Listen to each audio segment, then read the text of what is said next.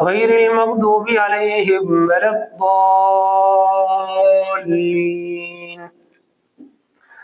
الذين ينفقون أموالهم بالليل والنهار سرا وعلانية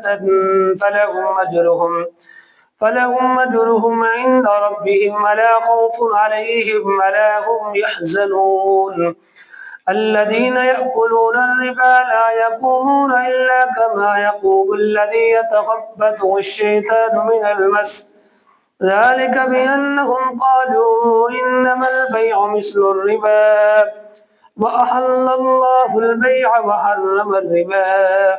فمن جاءه موعظة من ربه فانتهى فله ما سلف وأمره إلى الله ومن عاد فأولئك أصحاب النار هم فيها خالدون.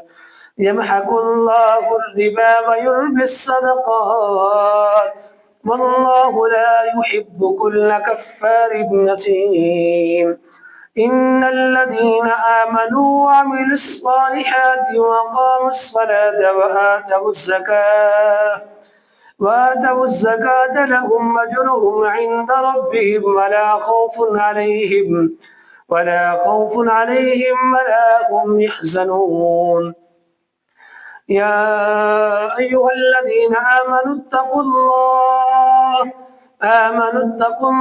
وذروا ما بقي من الربا إن كنتم مؤمنين، فإن لم تفعلوا فأذنوا بحرب من الله ورسوله، وإن تبتم فلكم رؤوس أموالكم لا تظلمون ولا تظلمون. وإن كان ذو عسرة فنظرة إلى ميسرة وأن تصدقوا خير لكم إن كنتم تعلمون.